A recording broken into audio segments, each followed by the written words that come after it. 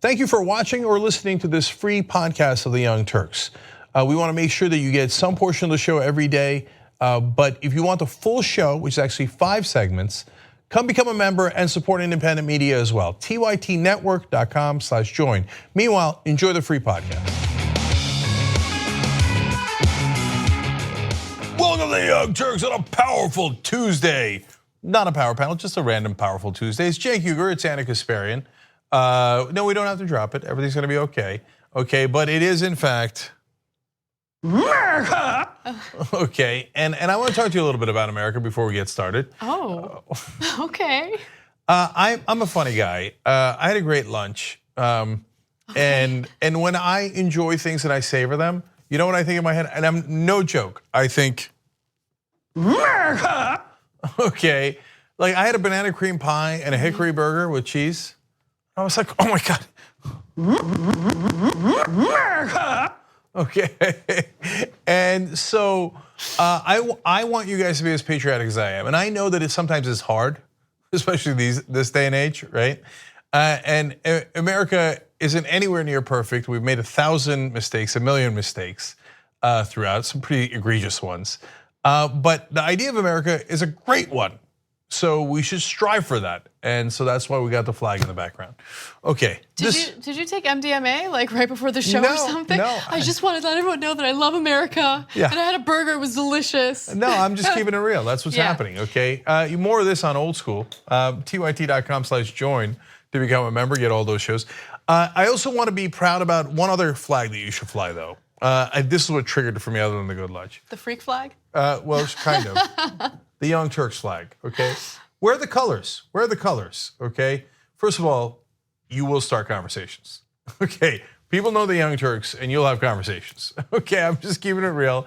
But most of the time it's people, 90% of the time it's people like, oh, do you watch the Young Turks too? And for me, they'll be like, do you watch, oh, okay.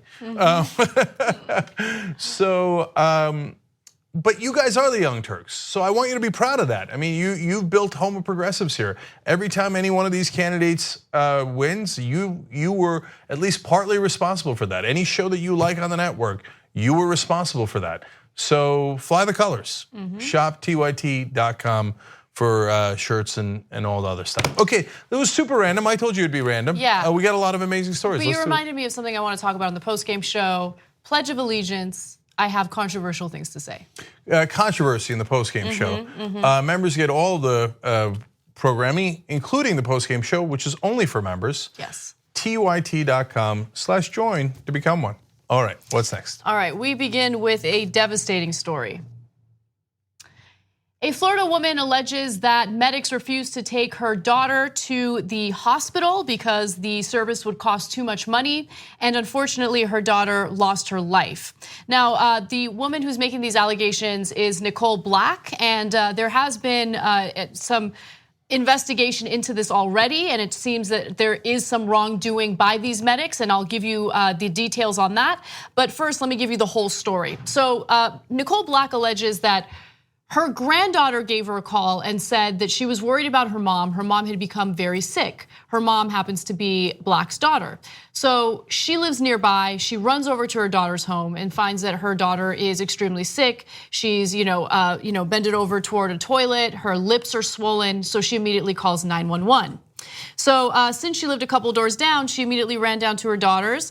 There she found Crystal Galloway, that's the name of her daughter, slumped over the bathroom with her lips swollen, drooling from the mouth. Black said that her daughter was only kind of alert and had passed out. She had recently given birth to a baby boy and had a C-section. And so the mother thought maybe these are complications from the C-section, got to call the cops. Well, the dispatcher actually coded the incident as a stroke and also noted that the individual is a transient, which is strange. It's so weird. Yeah, so they're going to her house. They're going to her house, and so there were a lot of mistakes made, and the question is, were these mistakes? Were things done intentionally? And we're going to give you all the facts. You guys can decide. And again, this investigation is ongoing. Now, the fire rescue units arrived 12 minutes after being dispatched. Rather than put her in the ambulance, they put her in Black's car. They put her in her mother's car, and the mother drove off. The crew said it went back into service immediately.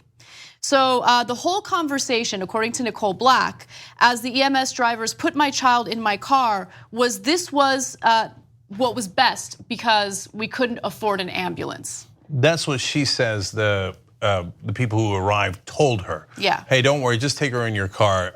You won't be able to afford the ambulance because it's $600. It's $600. Now, the story gets worse. CNN spoke to Black, and here's what she said about the whole ordeal.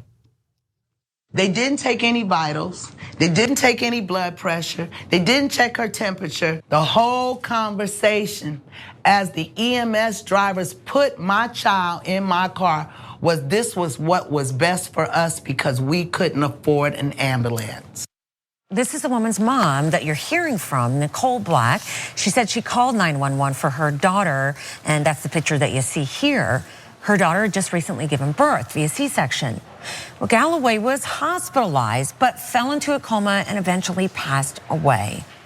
Let's talk with our senior medical correspondent, Elizabeth Cohen, now about what should happen when you do call 911. There is protocol, I would think. Yes. Medical protocol. I mean, first of all, take the person's vital signs. Yeah. Right? I mean, that's really important. And that's what this inquiry that's going on, that's what these medics are charged with. That first of all, they didn't take her vital signs. Second, they said that, the mom just drove away with the daughter. Well, if there was a refusal to get a transport to the hospital, there should have been a signed form, right? The patient should have signed that refusal, and there is no signed form. And then afterwards, when they were coding what happened in this whole thing, they coded it as a canceled call. The medics said it was a canceled call, which is not what happened. Okay. So these are extremely serious allegations.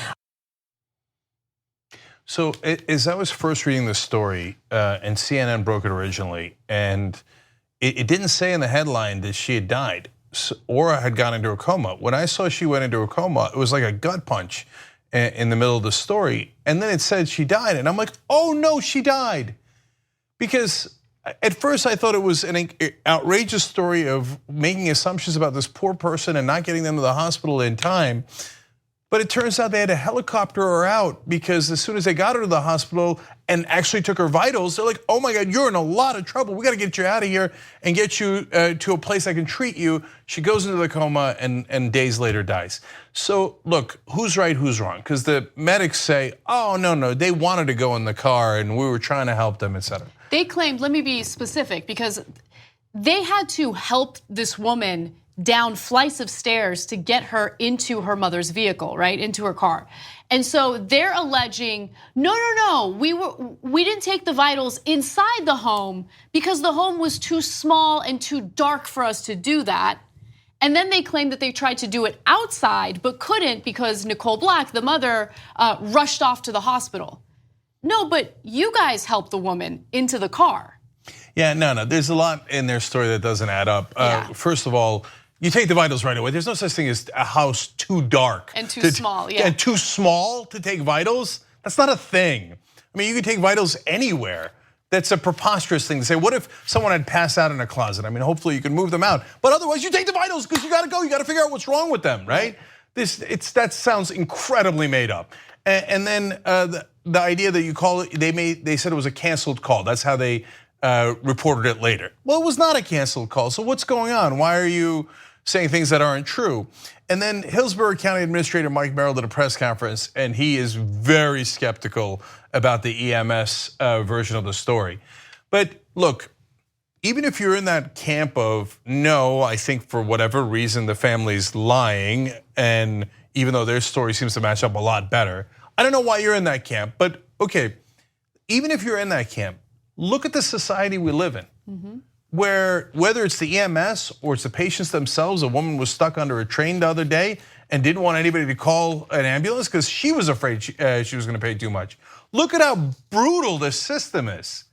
That everybody's worried about, oh, you can't pay. I should let you die, or you figure out if you want to die, or take a 10% chance of dying, or a 25% chance of dying. These are the calculations we make while we're either about to go in a coma or stuck under a train. Because we have a brutal system. The rest of the developed world has universal health care so that if you're passed out or under a train, people come to help you. We need to talk about a relatively new show called the Republic, or UNFTR. As a Young Turks fan, you already know that the government, the media, and corporations are constantly peddling lies that serve the interests of the rich and powerful. But now there's a podcast dedicated to unraveling those lies, debunking the conventional wisdom. In each episode of On the Republic, or UNFTR, the host delves into a different historical episode or topic that's generally misunderstood or purposely obfuscated by the so-called powers that be, featuring in-depth research, razor-sharp commentary, and just the right amount of vulgarity. The UNFTR podcast takes a sledgehammer to what you thought you knew about some of the nation's most sacred historical cows. But don't just take my word for it. The New York Times described UNFTR as consistently compelling and educational, aiming to challenge conventional wisdom and upend the historical narratives that were taught in school.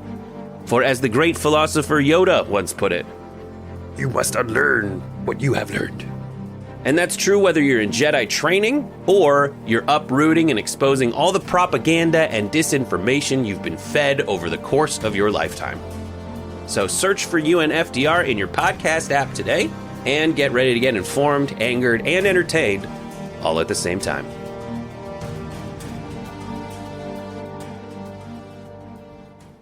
Because they're actually humane and decent society. By the way, they also pay less for their health care than we do. They do. And I want to note one other thing. So the victim in this story had just given birth. She had a C-section. And there's a pretty big chance that there were complications from that C-section, which is why she got so sick. The mortality rate when giving birth is incredibly high in the United States. In fact, it's the highest in the United States compared to any other developed country. In fact, more than 50,000 women suffer from severe maternal morbidity and from childbirth each year, and 700 to 900 women die each year while giving birth. That is the highest number of all developed countries. So look, this story is outrageous because, for God's sake, help her. Don't make assumptions about her financial situation. By the way, they had insurance, they were fine. Get her to the hospital, okay? But the part two is the outrage at large in the whole country. So the right wing keeps saying, we're number one. Number one at what? Not in healthcare, we're literally number 37. Not in education. We pay twice as much as countries like Canada and Japan. We have worse results. We literally lead shorter lives. We have the worst maternal death rate during birth of any development nation, as Anna just told you. So where's the number one part? And on top of all that, we are in a constant terror dome of, are we gonna get sick? Are we gonna be able to afford it if we get sick? If we get into an accident, can I afford it, or should I just take a chance to die instead? That's insanity. And all this for what? Because we wanna pay less? No, we pay more. We pay more. It makes no sense at all. So who makes all the money? The middlemen. And they're not government bureaucrats. The right wing has lied to you your whole life. And unfortunately, a lot of the media aids and abets them. No, it is the corporate bureaucrats. It's the middlemen of healthcare insurance and all the marketing costs they have, et cetera. That is totally unnecessary. They double the cost, put it in their pocket, and you're stuck under a train wondering if you're gonna live or not. Well, I feel like the arguments in favor of a Medicare for all system or universal health care, those arguments fall short. And a perfect example of that is the next story that we're about to do. So let's get right to it.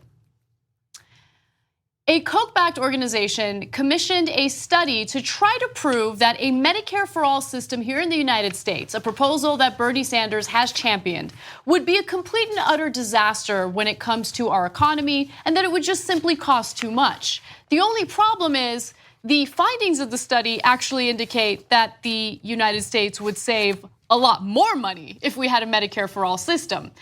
In fact, we would save about $2 trillion over 10 years if we shifted from the current system we have now to a Medicare for all system.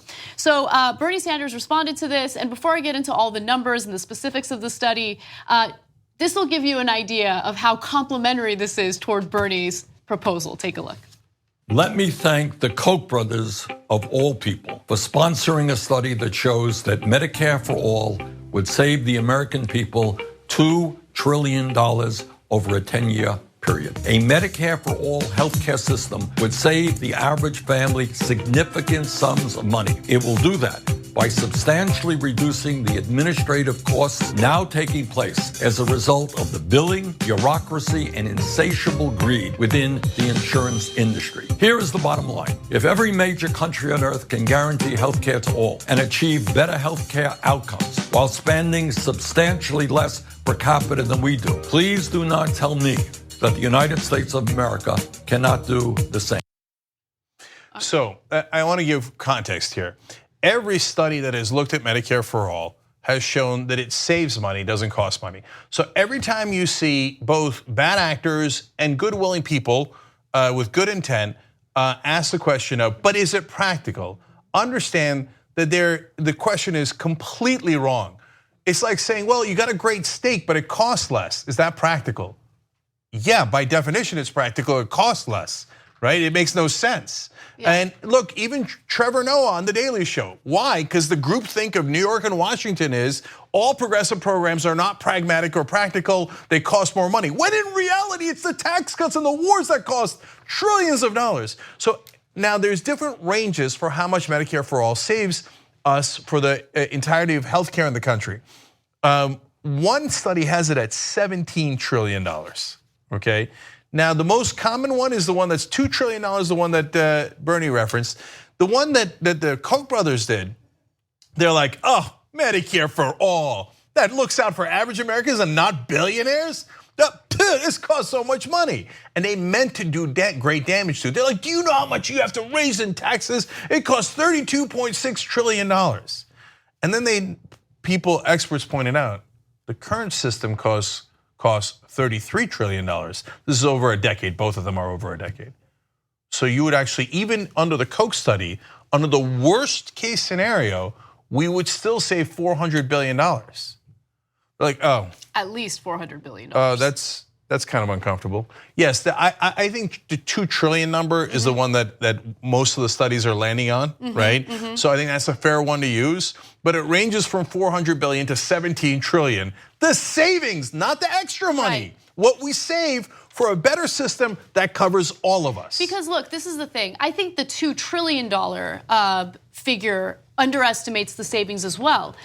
And I'll give you the exact reason why I think that. So look at how healthcare is handled in Cuba. Now, I'm not saying that Cuba's perfect. However, Cuba doesn't have the resources to effectively treat people who have illnesses that have progressed, right? So as a result, Cuba has the best preventative health care of any country. I mean, it's incredible. Like, doctors go door to door and ensure that people are getting the preventative health care necessary to ensure that they don't get sick to the point where they can't help them. Now, with that said, if you have a Medicare for all system, what are people likely gonna do? They're gonna go to the doctor for preventative health care. People don't go to the doctor for preventative health care because they gotta deal with the copay, they gotta deal with deductibles if the doctor discovers that there's something wrong with them and they need treatment for something. I mean, people are afraid to go to the doctor and get their annual checkups in the country. So if we had a system where that fear ceases to exist, I think people are gonna go to the doctor and make sure that they're getting the health care they need so they don't get so sick to the point where they're being sent to emergency rooms and things like that. So now, I know what the right wing say, oh, you guys want us to be like Cuba? No, I don't. No, the whole point is that even in a country where so many things have gone wrong, that is really, really poor and that is in otherwise disastrous shape like Cuba, even their healthcare is better than our healthcare. I mean, that is mind-blowing because almost everyone's healthcare is better than our healthcare. And for what? And you think, well, Cenk, Anna, you guys can't be right. How could we save money and it covers everyone and it's better healthcare and it gets better results all across the world? Something's not adding up here. So what's the catch?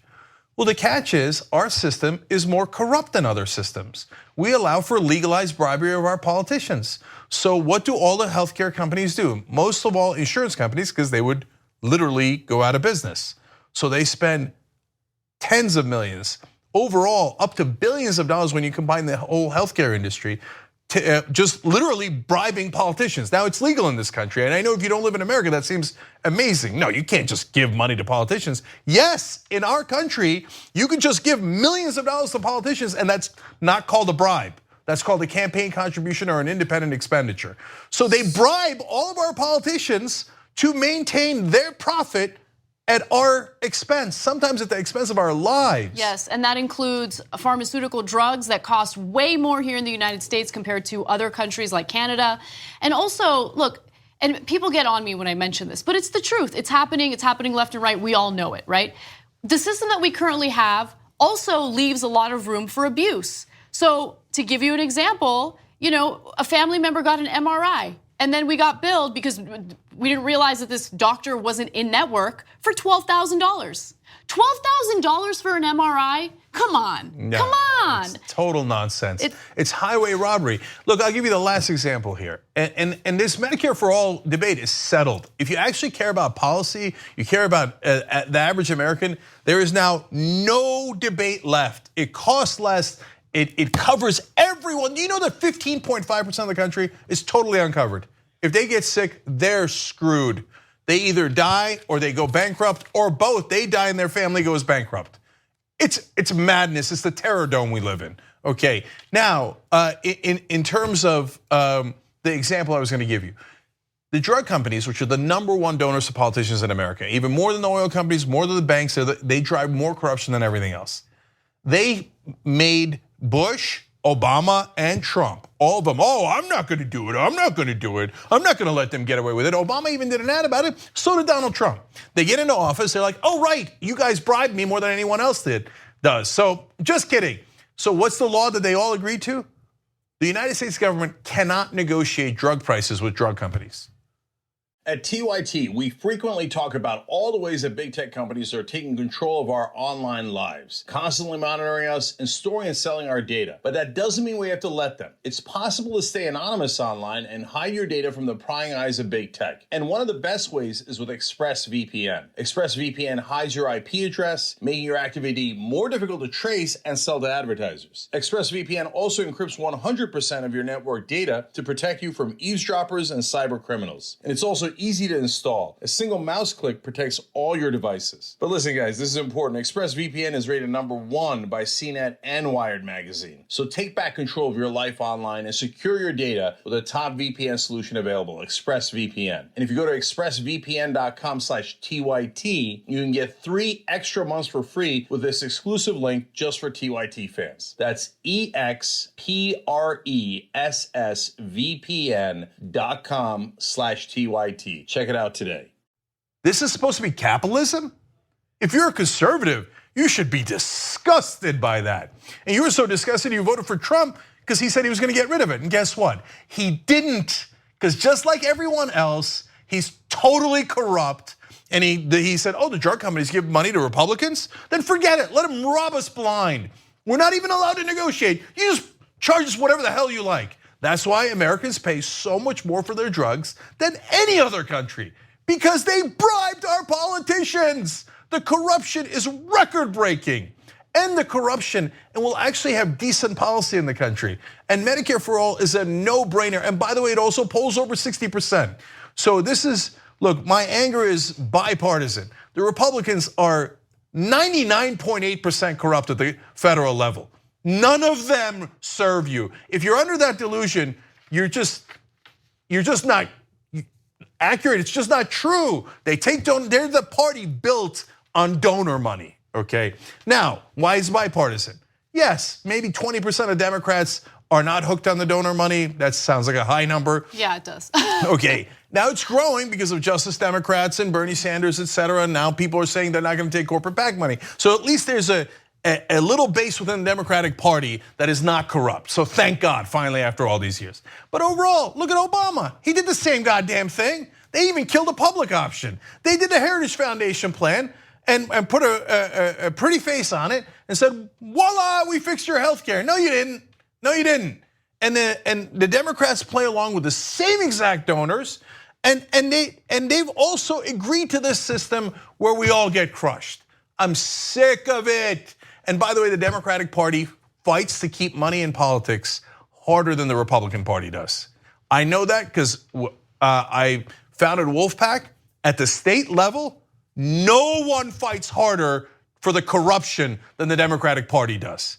Nancy Pelosi so-called progressive groups like Common Cause and all those Washington groups, they're like, do not do change. Don't do a convention. That would actually bring change. That might give us amendments. No, we maintain the corrupt system.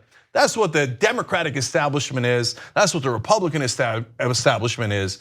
So politically, we have to steamroll them. We have to do whatever we can to crush them and move on. Politically, we fight legally, we fight politically, we fight constitutionally, and we're gonna win if we, you know why? Because literally it's a matter of life and death. We know what the right policy is, but, and last thing, Democrats, you go Medicare for all. It's a no-brainer, and it's supposed to be a progressive position. The overwhelming majority of Democrats are still like, oh, that's impractical. That's a Republican talking point. Why are you saying that? It's because you're corrupt. You take donor money. Anyone who's not for Medicare for all, who's a Democrat, flat out corrupt, period. So just so you know, Republicans, at least they're honest. They go, okay, I mean, relatively speaking, they go, we're for the rich. We're gonna do another round of tax cuts for the rich and only for the rich. It's capital gains cuts. For the big drug companies, of course we're in their pocket. We're the corrupt party. The Democrats lied to you. The establishment Democrats say, no, I'm on your side, right? Oh, Medicare for all. No, I'm gonna help the Republicans crush that. And I'm gonna use the same talking points. Dianne Feinstein going around saying it's a complete takeover of healthcare. No, it's not. It's a takeover of healthcare insurance, not the whole industry, not doctors, not hospitals. Why are you saying that? You know why? A week later, she went to a fundraiser thrown by the health insurance companies because she's fundamentally corrupt, systemically corrupt. End the corruption. wolf-pack.com or get involved in any way you can because we got to end this.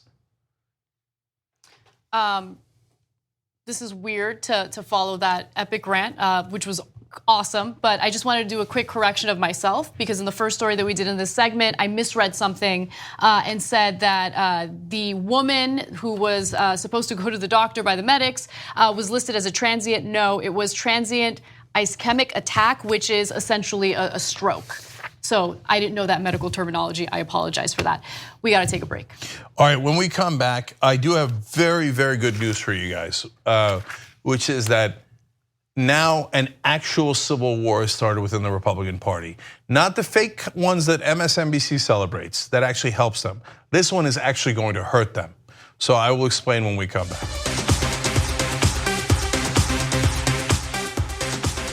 All right, back on the Young Turks, Cenk and Anna with you guys. Let me read 2 tweets first. Melly Bitch writes in, my mom passed away in 2010. I don't think it would have helped, but I didn't call 911 at first because I knew she would be upset about a large bill. Oh my gosh. I knew she couldn't afford.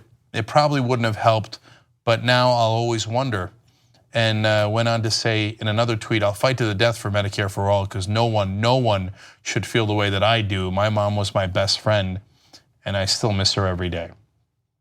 We live in a brutal country, man. I mean, I did a little ode to America in the beginning, but that's the idea of America. We must fix it.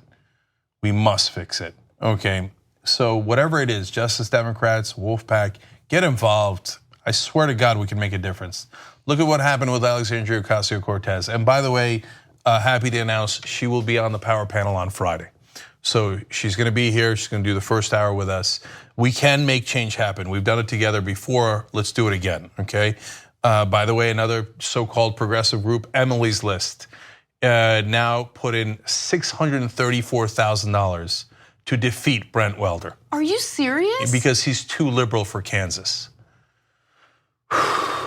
They're bragging about how the person they're supporting was a fellow in the Obama White House. The part they left out was she was also a fellow in the Trump White House, and she stayed in the Trump White House and did not leave.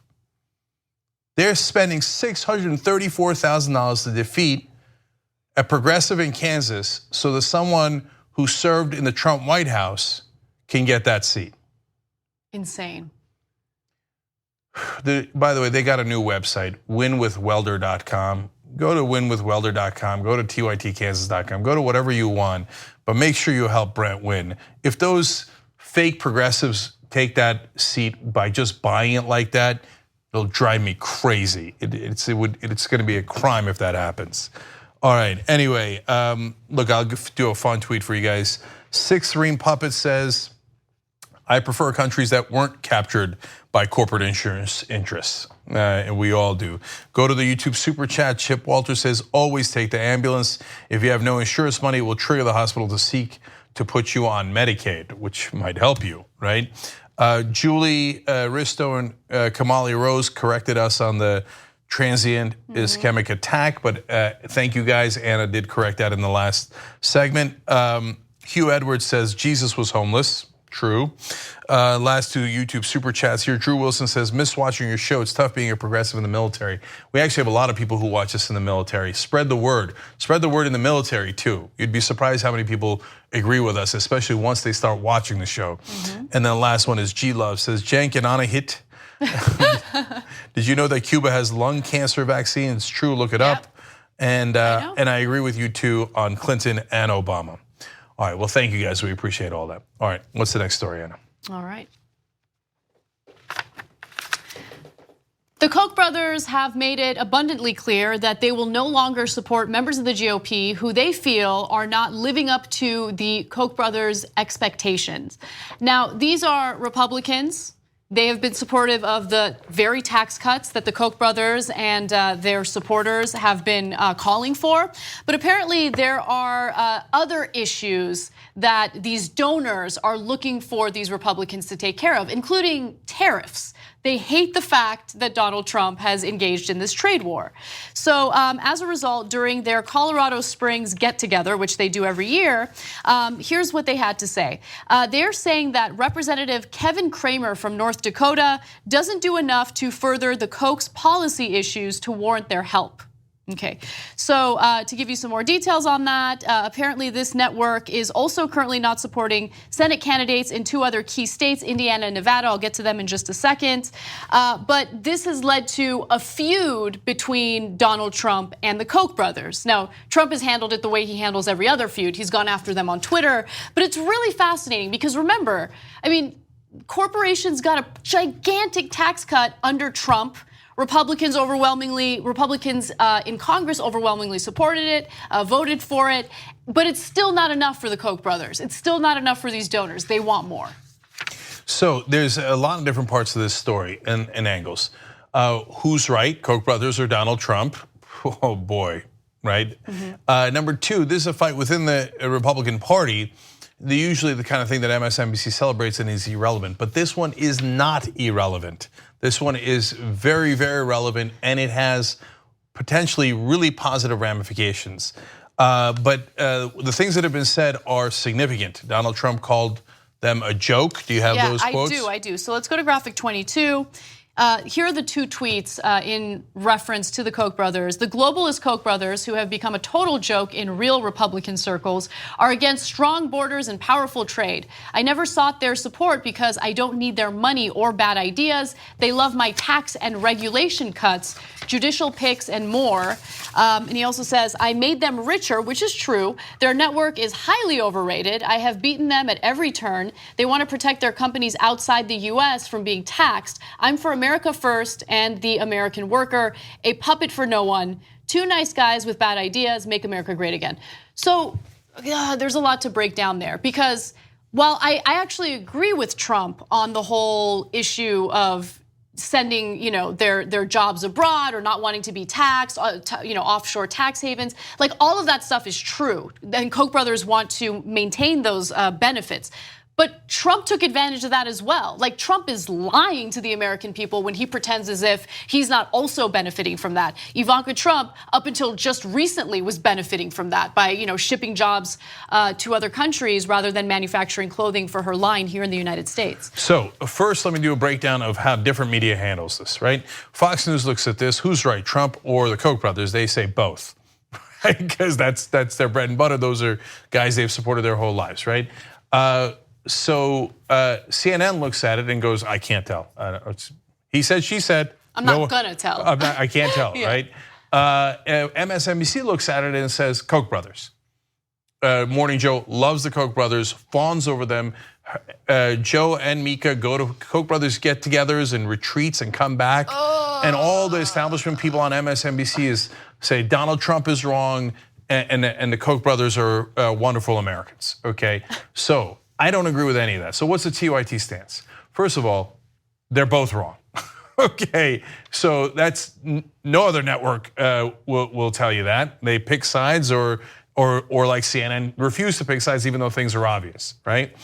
And then the second part is more important, which is, well, it depends. What conversation are we having?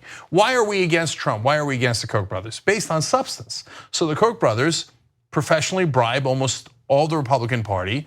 Sometimes some Democrats are corrupt enough that they might bribe some Democrats as well. But overall, they're in the business of bribing Republicans. So they're wrong in the corruption that they do, and they say they do it for libertarian principles. Hilarious. No, every one of their positions lines up with their business interests. So on that, Trump is correct. They don't like the tariffs because they have companies that make things abroad, and they don't want that. They do want open borders when it comes to trade. By the way, the Koch brothers are right that the tariffs are not going to help the economy. Right. So it depends. What are we talking about? What are the facts, right? Overall, when you weigh all the different things that they're right and wrong about in this particular case, in this story, Trump is more right than the Koch brothers are. Fascinating. Yes. Yeah, and by the way, I just want to add one more facet to this story that I think is important.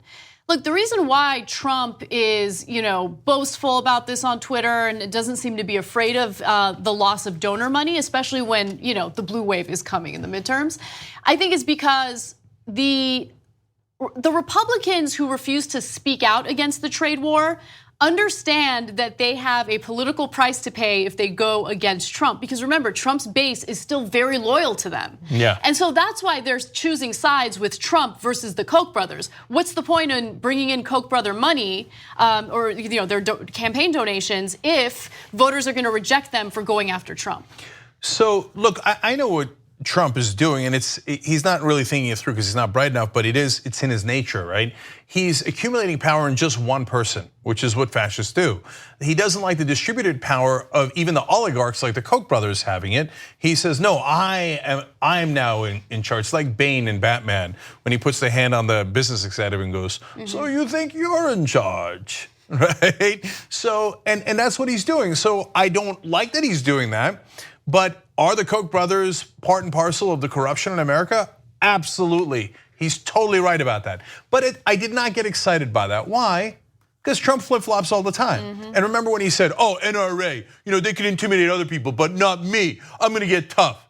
And then 3 days later, they're like, hey, schmuck, you know how much they give you? And he goes, oh, never mind. We're not gonna do anything that I said earlier. The NRA is awesome. I've killed all my proposals. In fact, I shot them. Okay, so I was waiting for him to do that with the Koch brothers because he doesn't know what he's doing.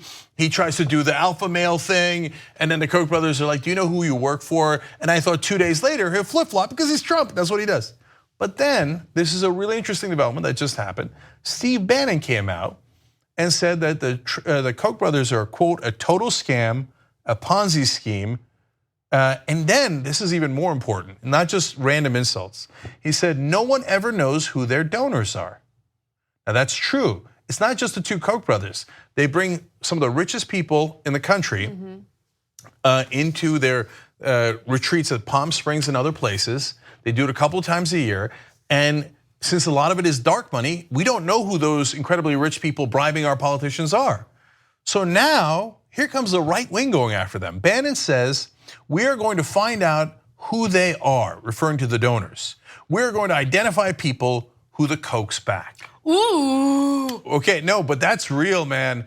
Because look, on the left, we're the only ones who would dare go after the donors. This is so much fun. And now, wait a minute, we are having fun. Yeah. Okay, because this is, for the first time I've ever seen the right wing be genuine. Because most of the time, 98% of the time, whether they're politicians or they're pundits or they're in the media, all they do is take donor money, billionaire money, and do whatever they tell them to do. They're all puppets. But this is not what a puppet does. I'm being fair, credit where credit is due. And the right wing's way more vicious. Oh, I'm so excited. So when we target the donors, we're the only ones, right, on the left. Everybody else on the left is like, oh, not the donors, our beloved donors. The so-called progressive groups in Washington are totally in bed with the donors. Damn. So, but they're never gonna touch them. But if the right wing turns on their own donors. Oh, those donors are about to get kabombed. Okay, so now that's a civil war that makes a difference. So what I can't stand this when MSNBC does this. And even their primetime shows, which I like from time to time, God, when they do this, it drives me crazy. When they're like, oh, do you know that the Freedom Caucus is pushing John Boehner or Paul Ryan and they're having a fight within the Republican Party? Ha ha ha. No, you schmucks. That's pushing the Overton window to the right. It doesn't hurt them. It allows Paul Ryan to go, oh, what could I do? The House Freedom Caucus twisted my arm and I just had to give the rich more tax cuts. That's a shell game. You don't celebrate that. This is a real war. With Koch brothers versus the right wing in the form of Bannon and Trump, unless Trump flip-flops, which could always happen, okay? And Bannon is not fully back in the fold. If he does not flip-flop and they actually go to war and the right wing starts exposing right-wing donors, then the battle is joined. As atrocious as they are, if you remember, Republican voters actually hate the corruption. And the Democratic voters hate the corruption. We're trying to fight against the establishment on both sides. I've never seen right-wingers be genuine, except Take Back Our Republic and a couple other groups that are really, really conservative, and I disagree with them on everything else. But there are a couple of people who are genuine in actually trying to get free and fair elections. But if they are joined by this big faction of the right wing that actually fights against the donors, game on. Yeah, game on, and also we hopefully at some point will get back to a place where we are legitimately debating ideas. That would be amazing. Right, because look, I love the idea of debating ideas, but right now we're in this corrupt system where nothing is genuine. We can't even agree on the facts because everything is corrupted by the money. Look, I want to leave this story with Sam Nunberg's tweet because I think that it kind of summarizes this whole story perfectly. Graphic 24, he says, quote, the Koch brothers better check themselves before they wreck themselves.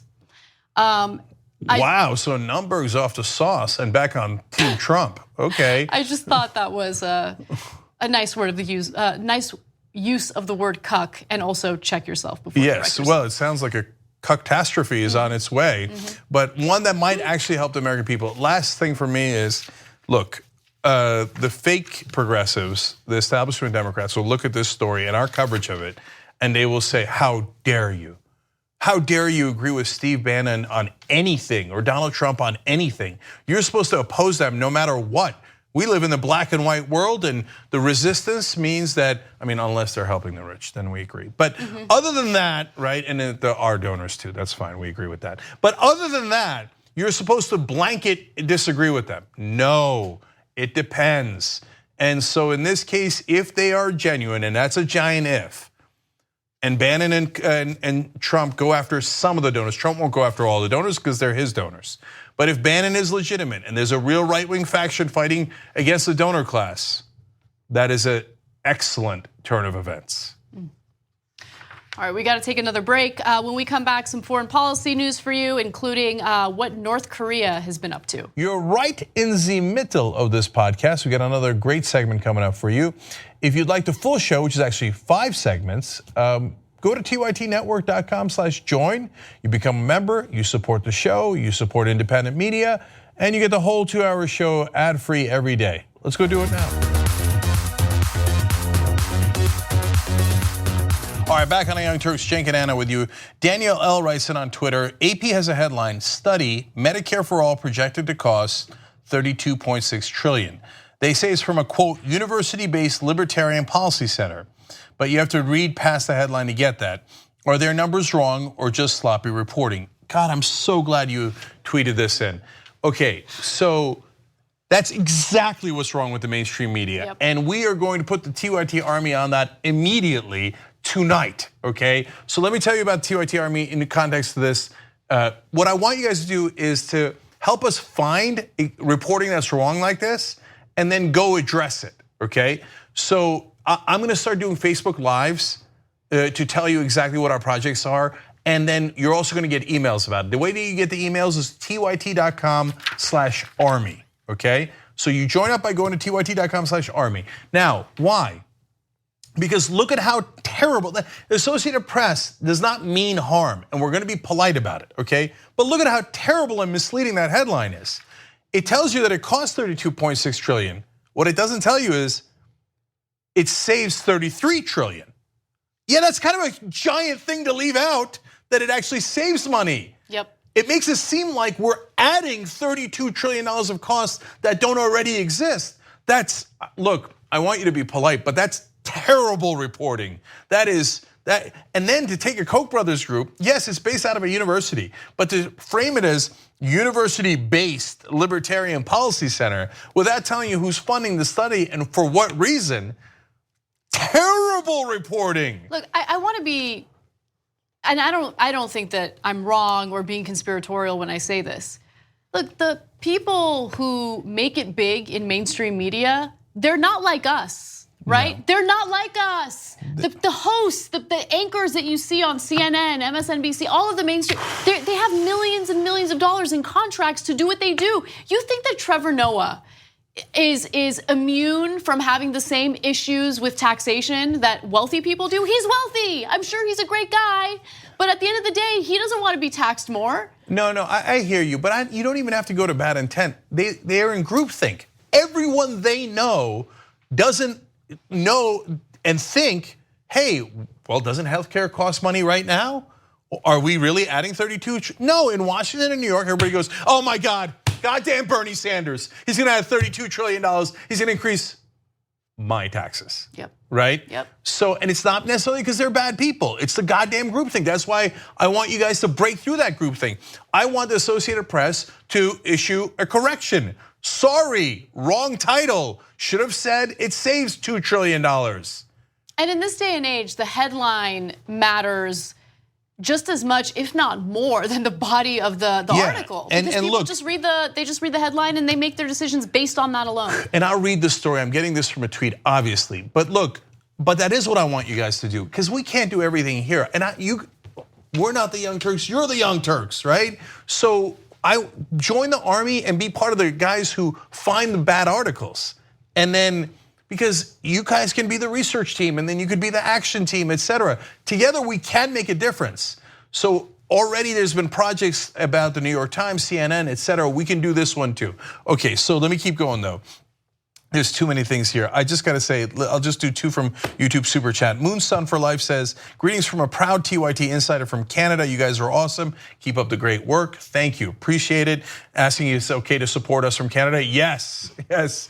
You can't support politicians, but you can support TYT from anywhere, okay? Home of progressives, you like what we're doing, you gotta be part of the team here, because we can't do it without you guys. TYT.com/join to become a member. Last one, Kellen Whitaker writes in, just gave to Ball and B Dubs campaign and ready to rep the KSO3, Kansas 3rd District. Together we will enlarge the caucus, okay? So B Dubs as in Welder, Brent Welder's campaign. That's TYTKansas.com.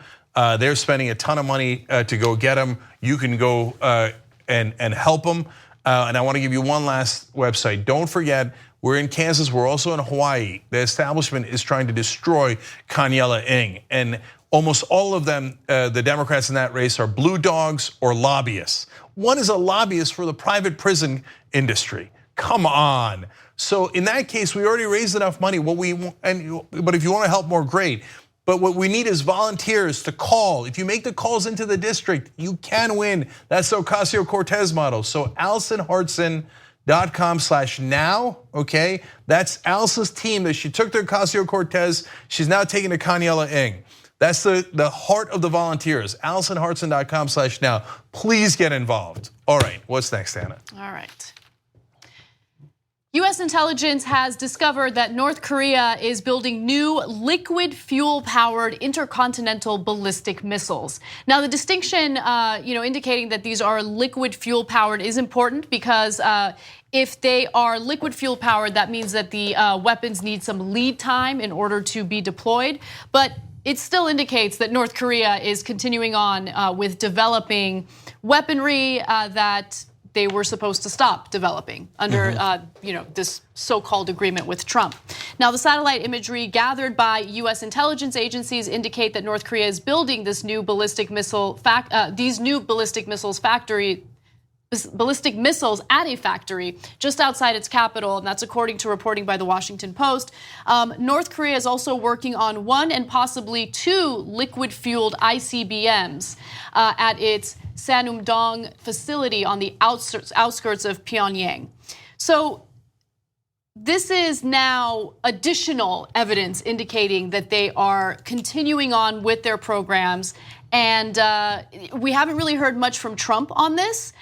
But we have heard a little bit from the fine people at Fox. The same people that were applauding Trump and saying all these great things about him after the summit. Remember, right after the summit, Trump said, quote, "Just landed," this is on Twitter, "a long trip, but everybody can now feel much safer than the day I took office. There is no longer a nuclear threat from North Korea. Meeting with Kim Jong-un was an interesting and very positive experience." Okay. Oh, okay, I gotta say, look, we said it at the time, but now that we know that they're developing missiles, it takes on even more urgency. Only a very stupid person would come out of the first talks where you have nothing concrete in writing and no agreements and no factories taken down, no missile sites taken down, and say there is no longer a nuclear threat from North Korea. Because then you just took away all incentives for them to continue on that process, because you already declared the whole thing over. I mean, if you're on the other side of that negotiation, you gotta be thinking, how did we get this lucky? This schmuck says, and now it's his ass on the line, his political ass on the line, and so he has to back us up if we continue to make nukes, because he already said that it was already done. Right. So it is such a terrible negotiation strategy. Art of the deal? Strategy. Are you kidding me? There's no strategy. Yes, anyway, so dumb. So this is so bad that even Fox News had to admit it. Take a look. North Korea could be working to build new missiles, despite its pledge to denuclearize. The Washington Post reports U.S. spy agencies are seeing signs that the rogue regime is working on up to 2 missiles capable of hitting the United States. This satellite photo reportedly shows production at a missile facility. Not great. Steve, down to you. Wonder who at the spy agencies is talking to the Washington Post. Okay, so that was Ducey. I love how Ducey's only takeaway from that was, oh, I wonder why the intelligence community is talking to Washington Post. Really? That's your commentary on this story? Amazing. Yeah. So for all the, I don't know if they're bots or whatever they are, because I tweeted about this earlier today, right? At Cenk Uygur, good luck spelling it. And of course, people pour in. They're like, "Oh, so you just want war with North Korea?" All right. So for the billionth time, of course we don't want war. In fact, we supported Donald Trump going to talk to Kim Jong-un without preconditions more than any other show. Where the mainstream is like, well, I don't know, he's celebrating a dictator. We're like, screw it, go talk to him. Who cares? I don't want preconditions. I want dialogue which leads to peace. That doesn't mean that I have to agree that he had a great result. Right. I wish he had a great result. I was rooting for a great result because I don't want war. The North Korea is deeply unstable. The very, very last thing I want is a war with North Korea. But you can't come out of the negotiations and say, I did it, yeah, when you didn't do a goddamn thing. That makes a war more likely, not less likely, because now Fox News is even embarrassing you. So now God knows what the orange buffoon is gonna do in retaliation. No, that's why you should be careful and actually use diplomats who are smart, unlike your dumbass. All right, moving on to other news. Donald Trump indicated that he would be in favor of having talks with Iran with no conditions set ahead of time. Well, Fox and Friends seems to be very supportive of this, even though they were not supportive of Obama when he had said the same thing back in 2008. Now, let's hear from Fox and what they think about having a conversation with Iran. I believe in meeting. I would certainly meet with Iran if they wanted to meet. I don't know that they're ready yet. They're having a hard time right now. He said that Russia, China, North Korea, and Iran were the main threats to U.S. security, those four nations. So let's think. All right, Russia, he's met with Putin. China, he's met with Xi. North Korea, he's met with Kim Jong-un. And now the last one is Iran. What's he going to do with that? Keep in mind, there were some fiery tweets last week, just as there were last year with Little Rocket Man. Yes, I mean, the big difference between those four countries is Iran is a regime run by radical Islamists. I think he's been successful meeting with people. You got to go in clear-eyed with someone like the folks in Iran. They are visceral and cultural enemies. They hate Israel. They want to wipe it off the map. It's a whole nother league, are the Iranians. You'd have to go in tough. You have to go in tough. But if you want change, sitting down with them might be the way to do it. How have Trump's talks with other adversaries gone well, right? So, he met with Russia. Did that go well? Did you think that went well? Really? Oh, we talked to Kim Jong-un. Did that go well? I mean, there's now more evidence indicating that they've continued on with their nuclear weapons development. Like, what went well? Can you give me an example of how those talks went well? Yeah, so before we go on to their hypocrisy, I got to make a couple of notes on that clip too. But you got to go in tough. Really? Like you did with Putin? Come on, even you don't think that, right? And Pete Hegseth with, but Iran is different. Iran is different. Why is it different? He said they are visceral and cultural enemies. What does that mean, cultural enemy? What does that mean? So, how is anyone a cultural enemy? What is the definition of a cultural enemy? And he said, unlike the others, they're radical Islamists. But wait a minute, the North Koreans are the most radical people on the planet. So what are you saying? I know what you're saying. You're not worried about the radical. You're saying Islam, cultural enemy. Now remember, we hate Muslims, so we have to treat them differently, even though North Korea is running concentration camps. Look, Iran, the mullahs running Iran is a disaster. I don't want them to run Iran. I want Iran to be a free country, okay? But is Iran in better shape than North Korea? It's not even close.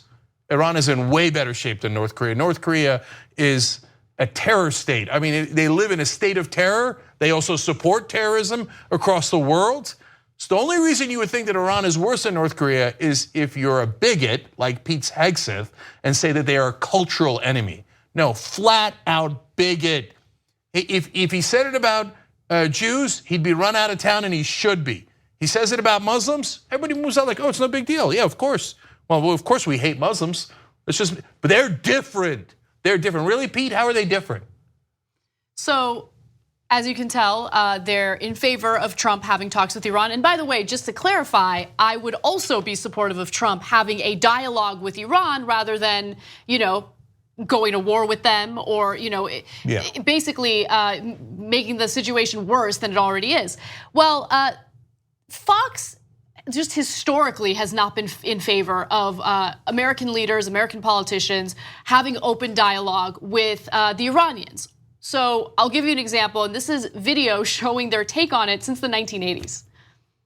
Mullahs, he'll talk to the mullahs of Iran, the new president of Iran, but you want to jump in, go ahead. Wouldn't you? Right, no, not really. When you hear the president, when you hear Ms. Pelosi talking, is she talking about the Iranians? Is she talking about the Syrians? Is she talking about Mr. Putin? No, they're talking about the Republicans. The president says he doesn't need to talk to anybody. He'll talk to Iran and Syria and Vladimir Putin.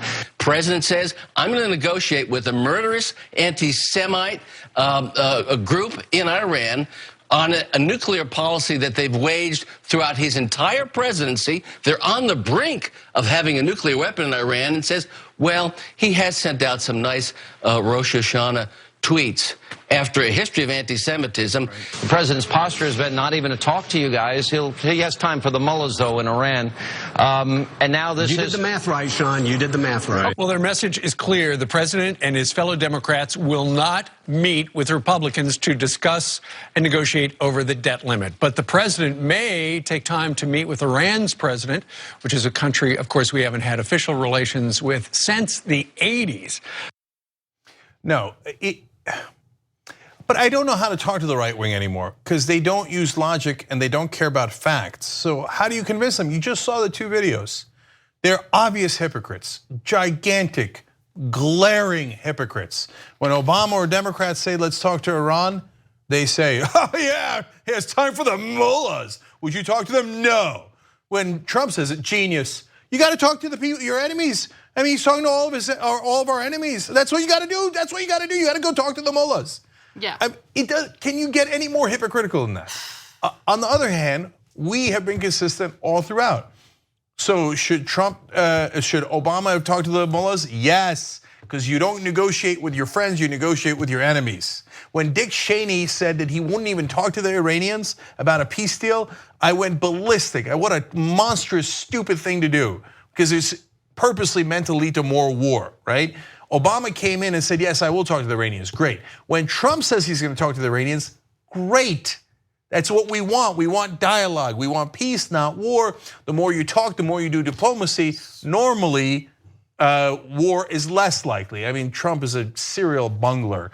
I mean, what he did in North Korea and Russia has not been great, but I would still vote for dialogue over conflict. Yeah, look, I agree with you on that. I would vote for dialogue over conflict any day, even if it's Trump engaging in that dialogue. But I also want to add that giant caveat, because that caveat is important. Look, it's incredible how Fox can take the exact same issue and use it to their political advantage, regardless of who the politician is, right? We hate Obama, so if Obama wants to engage in these talks, we're going to rail against him. We love Trump, so if Trump wants to engage in these talks, we're going to support him and tell everyone that they should be in favor of that, right? But the thing is, at least Obama wasn't stupid, right? So Obama is not, whether you agree with his policies or not, and I hear you, he was flawed just like any other human. You have to at least acknowledge that he wasn't an idiot and he wasn't easily manipulated by other world leaders. Someone like Trump is so easily manipulated, and if he's not being manipulated, he's incredibly thin-skinned and offended immediately at something nonsensical. So yes, we should have diplomatic talks, but I do, I am skeptical of what will come out of those talks, considering the person who would engage in them. So look, I hear you, Anna, and I'm not going to change my position on it. I think it's a net positive for him to go talk. But the things I'm concerned about is when he goes to talk to North Korea, there are other forces within the US government and within the Republican Party saying, we don't really want to go to war with North Korea. There's not any oil there. There's a great number of reasons why that's a mess. And we don't want that. And some of them just because some Republicans are not as stupid as Trump and they realize that millions of people would die and that's terrible, right? And there isn't much money to be made there. In fact, if you lose South Korea, it could start a tailspin for the world economy. So when you go to Russia, you don't have to worry about Trump, he's not going to war with Russia, okay? That's not an issue. When you go to China, we have so much trade with China, military is not an option at all. When Trump goes to Iran, almost all of his advisors will be like, go get him, show him how tough you are. Yeah, push him, push him, push him. Oh, you got to push the Ayatollah around and insult him and spit on him and do whatever you need to, because Bolton wants to go to war. He's national security advisor. A lot of the establishment wants to go to war. The neocons want to go to war. And so you're gonna send a guy who doesn't know what he's doing, backed up by a lot of warmongers, into that kind of a situation. I hear you that it is precarious, but still a little better than not talking to them and just going straight to conflict, that seems to be their plan A right now. Yeah, it's terrifying. All right, let's take a break. When we come back, what Trump thinks about collusion. Is it legal? Is it illegal? He is a hot mess. He did it. It's so obvious. When we come back, it'll be even more obvious. And I'll tell you an amazing interactions I've had with people who still don't believe. All right, we'll be right back. Thanks for watching or listening to this free version of the Young Turks podcast. You know that the full show is at tytnetwork.com/join. If you become a member, you get the full show ad-free. We love you for watching or listening either way. There's going to be a new free podcast tomorrow. You can keep on doing that. But if you want to get the full show ad-free, tytnetwork.com/join. Thanks for listening to the full episode of The Young Turks. Support our work, listen ad-free, access members-only bonus content, and more by subscribing to Apple Podcasts at apple.co/TYT. I'm your host, Cenk Uygur, and I'll see you soon.